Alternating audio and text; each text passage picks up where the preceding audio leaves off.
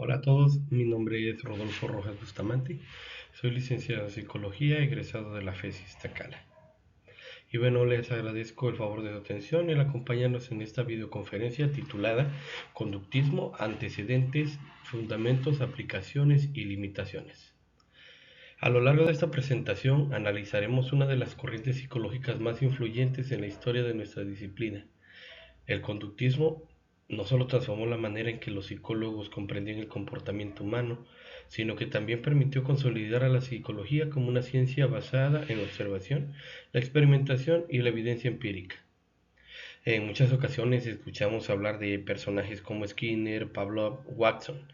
Sin embargo, pocas veces analizamos el contexto histórico que permitió el surgimiento de sus ideas y la enorme influencia que ha tenido sobre la práctica psicológica actual. Bueno, durante esta conferencia revisaremos, en primer lugar, los antecedentes históricos que dieron origen al conductismo. Posteriormente vamos a hablar sobre los fundamentos teóricos, sus principales conceptos y así como sus aplicaciones en la época contemporánea, ¿verdad?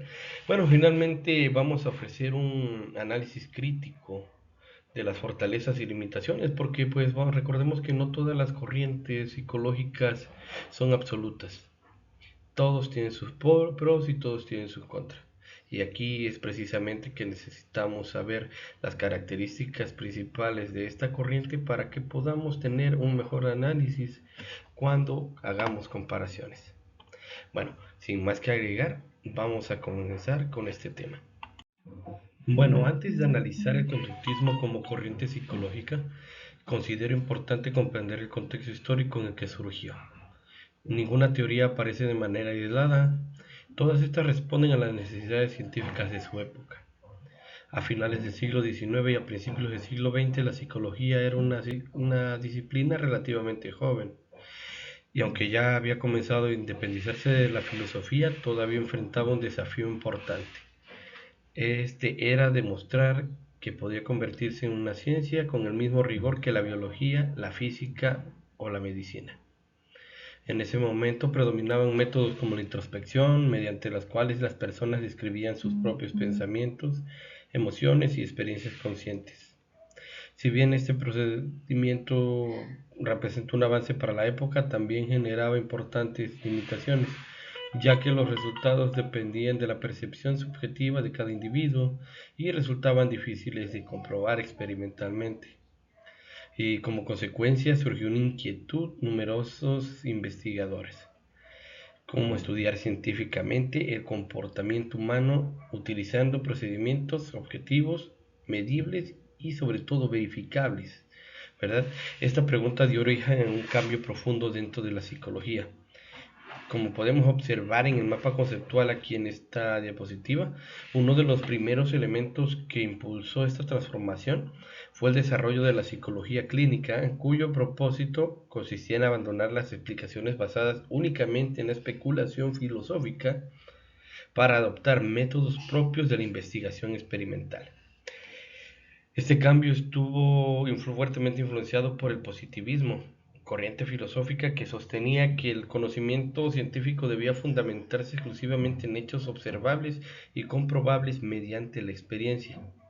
Bueno, y bajo esta perspectiva, el estudio del comportamiento debía realizarse utilizando procedimientos sistemáticos que permitieran obtener resultados repetibles, y verificables por otros investigadores.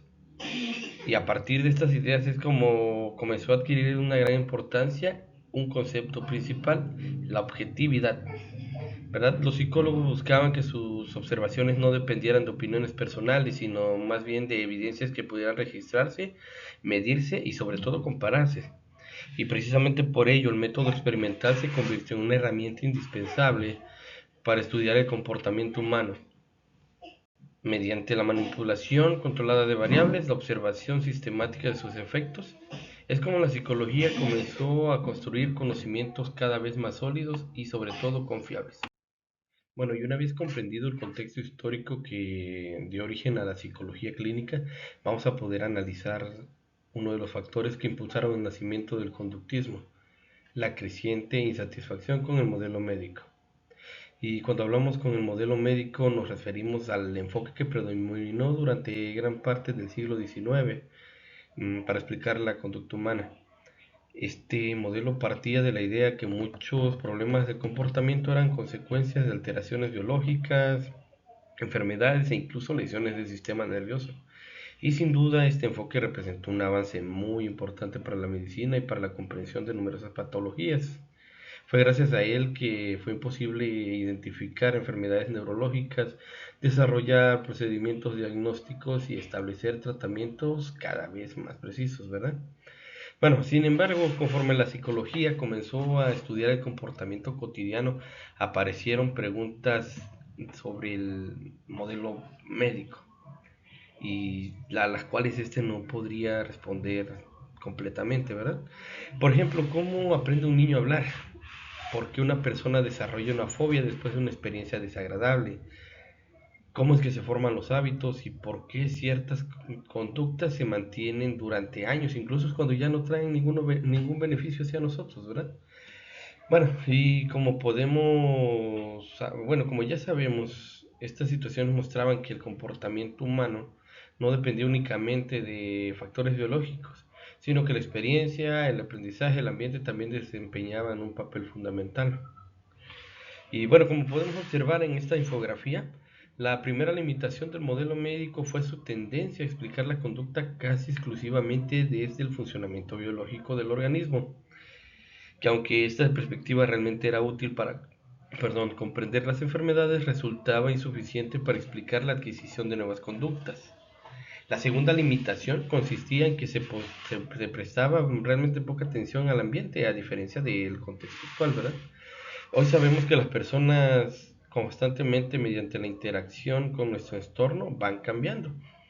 Las experiencias familiares, sociales, escolares, culturales modifican nuestra manera de pensar, sentir y sobre todo de actuar. Y ante estas limitaciones surgió una necesidad científica muy clara: desarrollar un enfoque capaz de estudiar el comportamiento mediante procedimientos objetivos y experimentales que pudiesen replicarse. Y es precisamente en este punto donde aparece la propuesta conductista. En lugar de preguntarse únicamente qué ocurre dentro del organismo, los conductistas comenzaron a preguntarse qué estímulos están presentes en el ambiente, qué conducta produce el individuo y qué consecuencias mantienen esa conducta. Este cambio de perspectiva representó una auténtica revolución metodológica, es verdad. William Baum en 2017 explica que el conductismo desplazó la atención desde explicaciones internas difíciles de comprobar hacia el análisis sistemático de las relaciones entre el organismo y su ambiente. Y desde mi experiencia como psicólogo clínico, pues yo considero que esta aportación continúa siendo muy valiosa. Cuando evaluamos a un paciente, no solo nos interesa conocer sus síntomas, ¿verdad? También analizamos las circunstancias que favorecen que estos síntomas tengan una permanencia en este paciente. Este tipo de análisis representa precisamente uno de los grandes aportes del conductismo: comprender cómo la conducta interactúa constantemente con el individuo y su ambiente para formar conductas establecidas. En consecuencia, pues la insatisfacción con el modelo médico, no significó rechazar la importancia de la biología, sino más bien que para comprender verdaderamente el comportamiento humano era indispensable incorporar el estudio científico del aprendizaje. Y bueno, como hemos visto, la psicología necesitaba una explicación del comportamiento humano, ¿verdad? Sin embargo, todavía existe una pregunta fundamental: ¿cómo aprenden los organismos nuevas conductas? Y es en este punto que la respuesta comenzó a construirse gracias al trabajo de un investigador ruso llamado Iván Petrovich Pavlov, considerado uno de los científicos más influyentes en la historia de la psicología del aprendizaje. Y curiosamente, Pavlov no era psicólogo, era médico y fisiólogo. Su interés principal consistía en estudiar el funcionamiento del aparato digestivo, investigación por la cual recibió el Premio Nobel de Fisiología o Medicina en 1904. Y mientras realizaba experimentos sobre la digestión en perros, observó un fenómeno inesperado: los animales comenzaban a salivar antes de recibir el alimento. Bastaba con que escucharan los pasos del asistente o vieran el recipiente donde normalmente se les servía la comida para que apareciera esta respuesta de salivación. Y bueno, lejos de considerar eso un error experimental, Pavlov decidió investigarlo con mayor profundidad. Y fue esa decisión la que dio origen a uno de los descubrimientos de la psicología, uno de los más importantes, el condicionamiento clásico. Y como podemos observar en el diagrama de esta diapositiva, inicialmente el alimento provoca de manera natural la salivación. En este caso el alimento recibe el nombre de estímulo incondicionado, mientras que la salivación corresponde a la respuesta incondicionada, ya que ocurre sin necesidad de aprendizaje. Y posteriormente Pavlov comenzó a hacer sonar una campana inmediatamente antes de presentar el alimento. Al principio ese sonido no producía ninguna reacción en los perros, ¿verdad? Ninguna reacción importante, era simplemente un estímulo neutro. Sin embargo, después de repetir esa operación en numerosas ocasiones, ocurrió algo extraordinario. El perro comenzó a salivar únicamente al escuchar la campana, aun cuando el alimento ya no aparecía. Es en este momento que la campana dejó de ser un estímulo neutro y se convirtió en un estímulo condicionado, mientras que la salivación provocada por la campana pasó a llamarse respuesta condicionada. Y se preguntarán por qué este descubrimiento fue tan importante. Bueno, porque demostró mediante evidencia experimental que el aprendizaje puede producirse por asociación entre estímulos del ambiente. En otras palabras, muchas conductas no son innatas, se adquieren a partir de la experiencia. Pavlov también describió otros procesos que siguen siendo fundamentales en la psicología actual. El primero de ellos es la generalización, que ocurre cuando una respuesta aprendida aparece ante estímulos semejantes. Un ejemplo de esto sería una persona que sufrió una mordedura. Puede llegar a experimentar miedo no solo hacia el perro que lo atacó, sino a otros perros similares o incluso a otros perros cualquiera, ¿verdad? Eh, Otro proceso es la discriminación, mediante la cual el organismo aprende a responder únicamente ante un estímulo específico y no frente a otros parecidos. Y finalmente está la extinción. Es un fenómeno que ocurre cuando el estímulo condicionado deja de asociarse repetidamente con el estímulo incondicionado. En el experimento de Pavlov, si la campana continúa sonando sin que aparezca el alimento, la respuesta de salivación disminuye progresivamente hasta desaparecer. Y es por ello que el legado de Pavlov no consiste únicamente en un experimento con perros, por el cual es realmente famoso, ¿verdad? Siempre asociamos a Pavlov con este experimento. Su verdadera aportación fue demostrar que el aprendizaje puede estudiarse científicamente mediante procedimientos experimentales rigurosos, y realmente esto fue muy importante porque con esto sentó las bases sobre las cuales posteriormente se desarrolló el conductismo. Y bueno, ya después de conocer los experimentos de Pavlov, es importante comprender, y bien, hasta el momento hemos revisado los antecedentes históricos que hicieron posible el nacimiento del conductismo.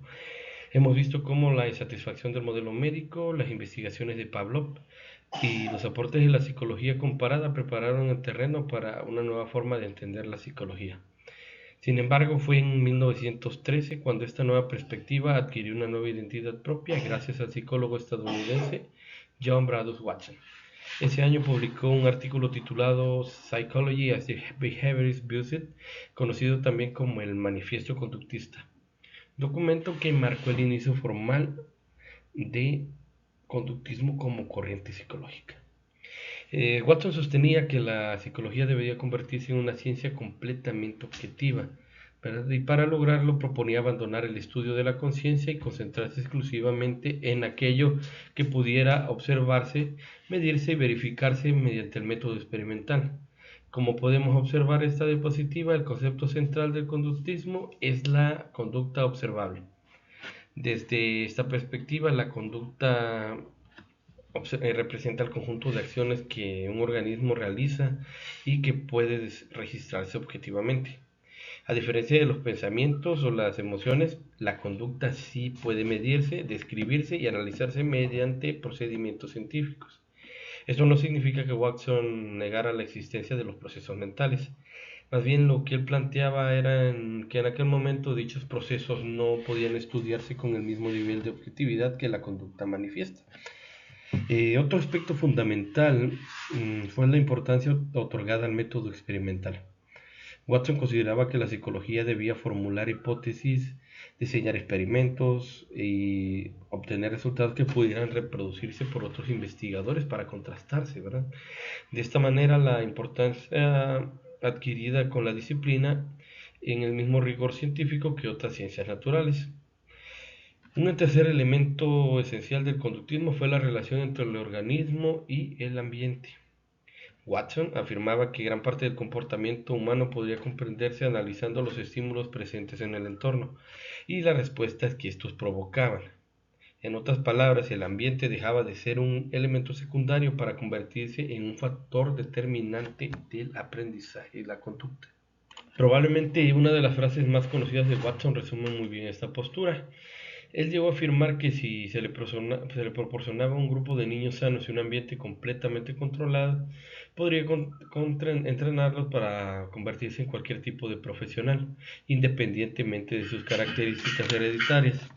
Aunque hoy sabemos que esta afirmación resulta exagerada y que factores biológicos y genéticos también influyen en el desarrollo humano, refleja claramente la enorme importancia que el conductismo otorgaba al aprendizaje y al ambiente. Desde la perspectiva clínica, esta propuesta tuvo una consecuencia muy importante. Si la conducta puede aprenderse, entonces también puede modificarse. Esta idea abrió la posibilidad de desarrollar toda clase de procedimientos terapéuticos orientados a cambiar los comportamientos desadaptativos mediante técnicas sistemáticas de intervención. Actualmente sabemos que el comportamiento humano es mucho más complejo e involucra procesos cognitivos, emocionales, biológicos y hasta sociales. Pero sin embargo, el énfasis de Watson otorgó la observación objetiva y el método científico continúa siendo uno de los pilares de la investigación psicológica contemporánea.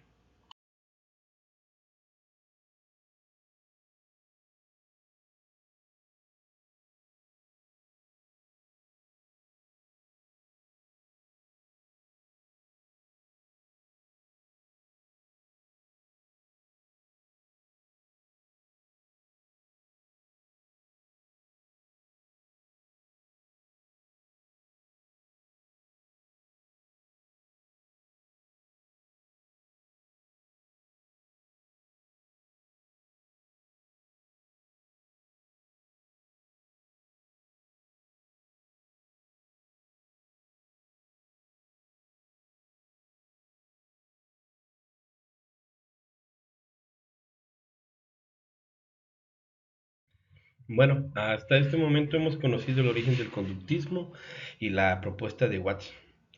Sin embargo, esta corriente alcanzó su mayor desarrollo gracias al trabajo del psicólogo estadounidense Burroughs Frederick Skinner, más conocido como Skinner, ¿verdad? Quien amplió considerablemente la explicación científica del aprendizaje.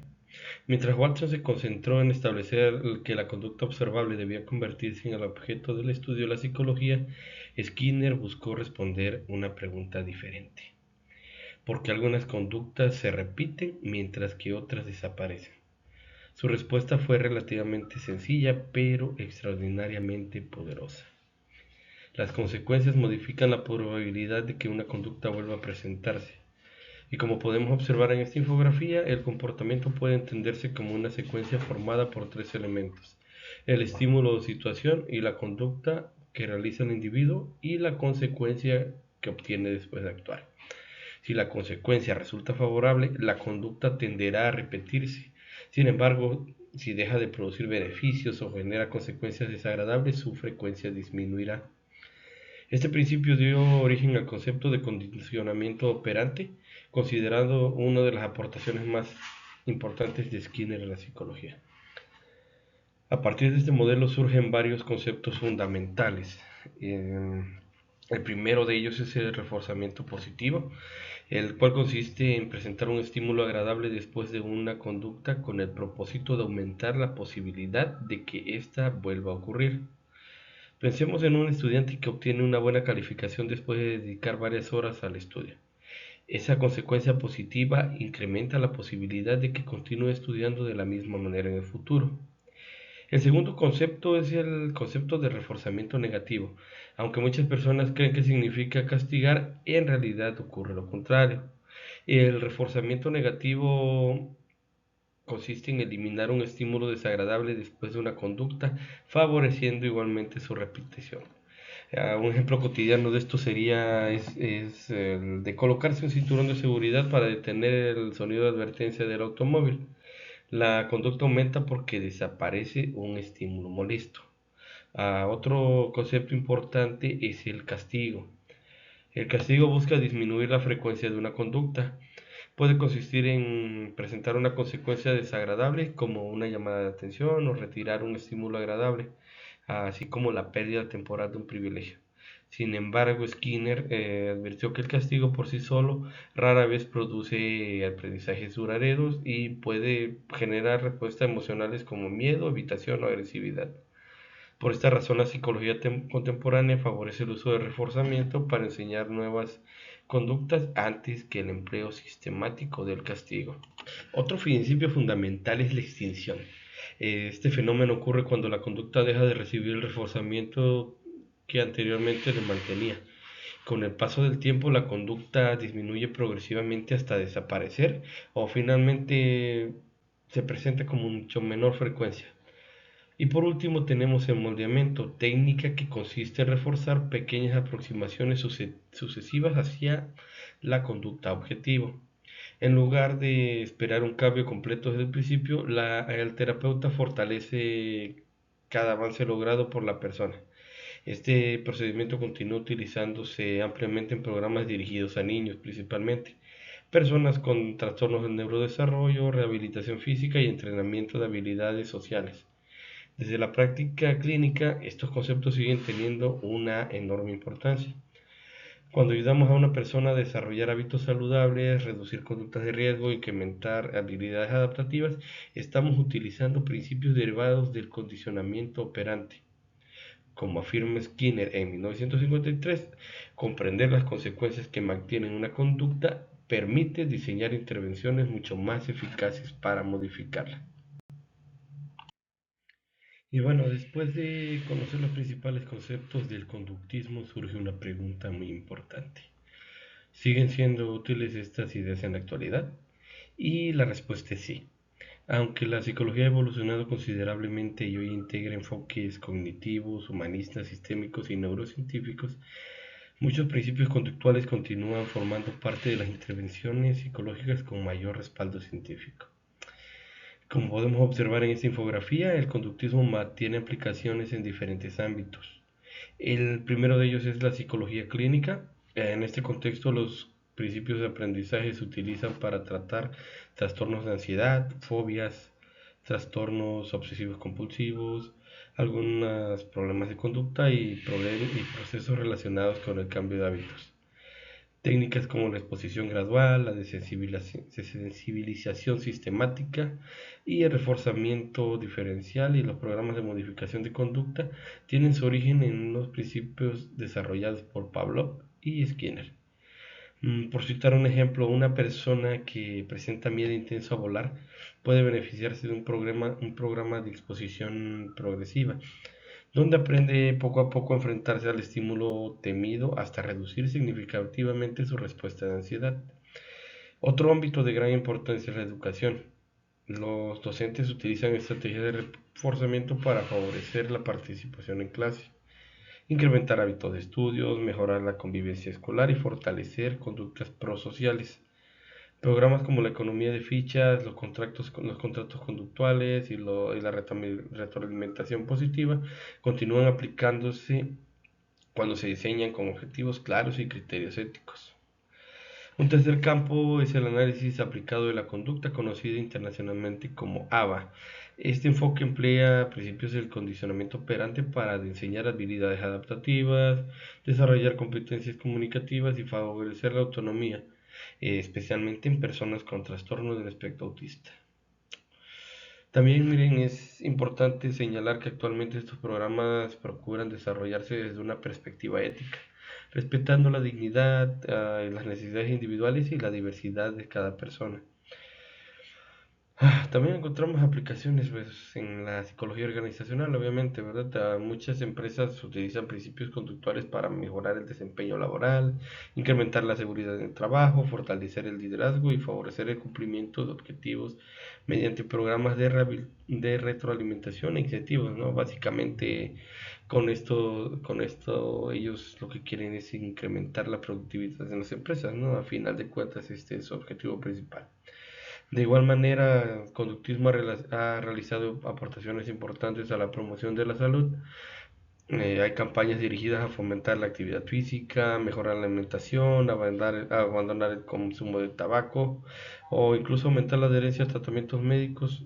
Y con esto se suelen incorporar técnicas conductuales para facilitar estos cambios, sean estables en el comportamiento, ¿verdad? Desde mi experiencia profesional, considero que una de las mayores fortalezas del conductismo consiste en que sus intervenciones pueden evaluarse objetivamente, sobre todo, ¿verdad? No basta con afirmar que un tratamiento funciona, es necesario demostrarlo mediante cambios observables, registros sistemáticos y sobre todo con evidencia científica. Y es precisamente por esta razón que muchas estrategias conductuales continúan integrándose dentro de la terapia cognitivo-conductual, considerada actualmente una de las intervenciones con mayor respaldo empírico para el tratamiento de diversos trastornos psicológicos. Como señala Miltenberger en 2016, el análisis funcional de la conducta y los principios del aprendizaje siguen siendo herramientas fundamentales para comprender y modificar el comportamiento humano. Y bien, finalmente, después de analizar los antecedentes, los fundamentos, los conceptos y las aplicaciones del conductismo, considero importante realizar una valoración crítica de esta corriente psicológica. Como sucede con cualquier teoría científica, el conductismo realizó aportaciones extraordinarias, pero pues también presentó limitaciones que impulsaron el desarrollo de nuevas perspectivas dentro de la psicología. La primera crítica se refiere a su énfasis casi exclusivo en la conducta observable. El conductismo clásico sostenía que la psicología debía estudiar únicamente aquello que pudiera observarse y medirse objetivamente. Y bueno, gracias a esta postura logró consolidar una metodología rigurosa y fortalecer el carácter científico de la disciplina. Sin embargo, este enfoque dejó en segundo plano procesos tan importantes como los pensamientos, las emociones, las creencias, la memoria y el razonamiento. Conforme avanzó la investigación psicológica, numerosos estudios demostraron que esos procesos internos también influyen de manera significativa en la conducta humana y por tanto no podían quedar fuera del análisis psicológico, ¿verdad? Una segunda crítica importante fue el reduccionismo. En muchos casos el conductismo intentó explicar comportamientos muy complejos utilizando únicamente relaciones entre estímulos, respuestas y consecuencias. Y aunque estos principios resultan fundamentales para comprender el aprendizaje, hoy sabemos que la conducta humana también depende de factores biológicos, cognitivos, emocionales, sociales y hasta culturales. Por ejemplo, a comprender la creatividad el lenguaje o el juicio moral o la toma de decisiones requiere integrar procesos que van mucho más allá del condicionamiento. Otra crítica relevante surgió a partir de los trabajos del lingüista Noam Chomsky. En 1959 él publicó una revisión crítica del libro Verbal Behavior de Skinner, argumentando que el lenguaje humano no puede explicarse únicamente mediante reforzamiento e imitación. Chomsky sostuvo que los seres humanos poseen capacidades cognitivas que permiten generar expresiones completamente nuevas, algo que difícilmente podría entenderse solo desde los principios conductuales. Este debate tuvo una enorme influencia en el surgimiento de la llamada revolución cognitiva, movimiento que incorporó el estudio de la memoria, la atención, el pensamiento y el procesamiento de la información como elementos fundamentales de la psicología. También se ha señalado que el conductismo clásico prestó poca atención al contexto histórico, cultural y social de las personas. Actualmente sabemos que el comportamiento humano está profundamente influido por las familias, ¿verdad? Sobre todo aquí en México. La cultura, las relaciones interpersonales, las experiencias de vida y las condiciones sociales también influyen. Todos estos factores interactúan constantemente con los procesos de aprendizaje. No obstante, al reconocer estas limitaciones no significa que restemos importancia al conductismo. Por el contrario, muchas corrientes psicológicas contemporáneas se construyeron precisamente sobre las bases metodológicas que esta corriente sentó, ¿verdad? Estableció. Su insistencia en la observación objetiva, la experimentación y la evaluación de resultados continúa siendo indispensable para la investigación científica.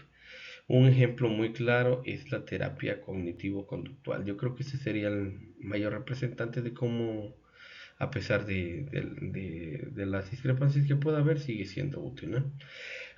Este enfoque sobre todo conserva numerosos principios desarrollados por el conductismo, como el análisis funcional, el reforzamiento y la exposición gradual, pero incorpora además el estudio de pensamientos, emociones y creencias, las cuales realmente influyen mucho en el comportamiento y desarrollo de conductas de las personas. Desde mi perspectiva como psicólogo, considero que el mayor legado del conductismo consiste en haber demostrado que las intervenciones psicológicas deben fundamentarse en evidencia científica y no únicamente en interpretaciones subjetivas. Y finalmente hemos llegado al final de esta videoconferencia y a manera de conclusión, me gustaría recuperar las ideas más importantes que hemos analizado.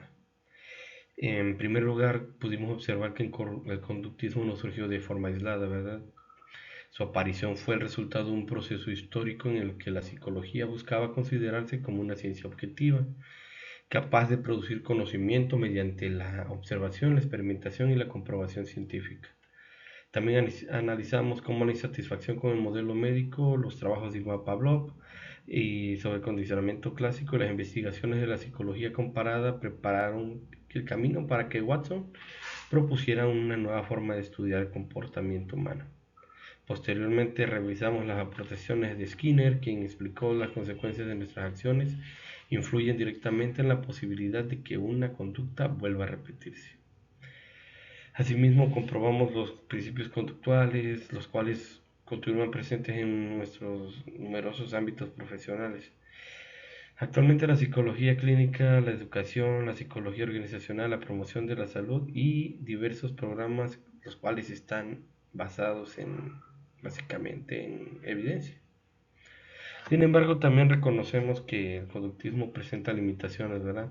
Su énfasis en la conducta observable dejó inicialmente en segundo plano procesos como el pensamiento, las emociones, el lenguaje y el contexto sociocultural. Estas críticas impulsaron el desarrollo de nuevas corrientes, especialmente la psicología cognitiva y posteriormente la terapia cognitivo-conductual, la cual sigue siendo una de las más utilizadas hasta la fecha.